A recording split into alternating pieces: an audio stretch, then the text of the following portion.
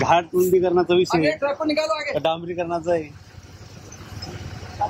नितिन गडकरी साहब तक मैसेज पहुंचाना चाहिए आपको, पहले भी हमने बताया, बोला हुआ है जी। देखो अभी मैंने लास्ट टाइम भी हुआ था, ऑलरेडी ये प्रपोजल गडकरी साहब के पास है, अभी तुरंत तो ऐसा नहीं होगा, प्रोसेस में तो ऑलरेडी प्रपोजल है दिया। मैडम कल अभी 3 दिन से जाम, ऑलरेडी हमने ये जलगांव से लेके तो संभाजी नगर तक इसका 4 लेन का प्रपोजल ऑलरेडी पड़ा हुआ, मतलब दिया हुआ है, उसका डीपीआर पूरा। मॅडम 2 वर्षात रस्ता पूर्ण होणार होता, आज 7 वर्ष झाले रस्ता पूर्ण झालेले, नेमके सरकार करतं काय? जनतेच्या जीवाशी खेळतंय का? असं आहे की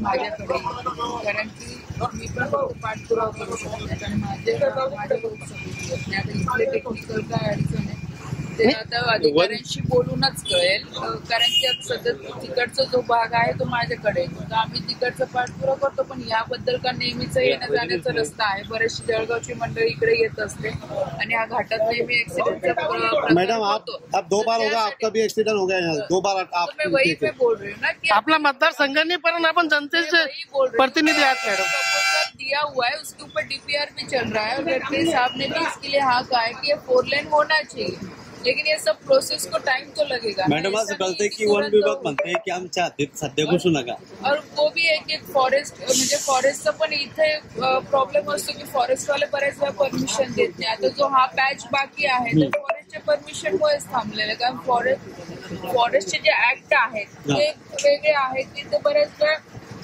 अडचणीचं काम करतं। याच्यासाठी पुढील साठी काय प्रयत्न करणार मॅडम आपण? कभी 8 घंटे जाम, कभी 9 घंटे जाम, कभी 15 घंटे जाम, ऐसा जाम चल रहा है घाट। अजंता की वर्ल्ड फेमस है। अधिवेशनाचे तुम्ही परत अजून अधिकाऱ्यांशी बोलते की नेमकं फॉरेस्ट वाल्यांकडनं काय पेंडिंग आहे, कशामुळे चालेल। 24 तास ट्रॅफिक जाम झाल्यामुळे प्रवाशांचे खूप हाल होतात, विषय बघा प्रत्येक वाहनधारकाचे हाल होतात। समजून आहे, कारण की हॉस्पिटलला बरेचसे लोक इकडे येतात संभाजीनगरला वगैरे, तर विषय समजून आहे ना, त्यासाठी मी परत बोलते। मैडम हॉस्पिटल में जाके आपने देखे थे, मैंने देखा आपका वीडियो भी देखा, फोटो भी देखा कि आपने हॉस्पिटल में जाके जो पहले एक्सीडेंट हुआ था इससे पहले पेशेंट का जो 4 के, वो सही सलामत है अभी, तो आपने जाके मदद की है, तो बहुत तहे दिल से शुक्रिया अदा करता मैं आपका भी। यहाँ पे रहते हो, हमेशा मदद के लिए सब लोग, वो भी एक बड़ी बात है। आता आपले जळगाव जिल्ह्याचे भुसावळ येथील खासदार रक्षाताई खडसे हे ट्रॅफिक मध्ये फसले, परंतु ते काही क्षणासाठी फसले। सामान्य नागरिक 10-12 तास फसत असतो, त्यांच्यासोबत बंदोबस्त होता, ते 10 मिनिटांमध्ये त्या ट्रॅफिक मधून निघून गेले। हे सामान्य जनतेसाठी ही सुविधा आहे का?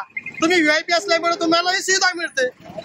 अरे 1 हफ्ते में 2 मौत हो गई, एका आठवड्यामध्ये 2 मोठ्या घटना झाल्या। 24 वर्षाचा मुलगाही अपघातामध्ये दगावलेला आहे, त्याचा परिवार पोरकं झालेला आहे, कमावणारा एक मुलगा होता, तो 24 वर्षाचा नवतरुण होता, त्याचे आई वडील लायन भावंड आज हे उघड्यावर पडलेले आहे। त्यांचा आता हे आंध्र प्रदेशची गाडी आहे, ते म्हणजे 1000-1500 किलोमीटर लांब आलेली, तर अपघात होऊन त्याचं डेथ झालेली आहे। हे होतं कसं आहे?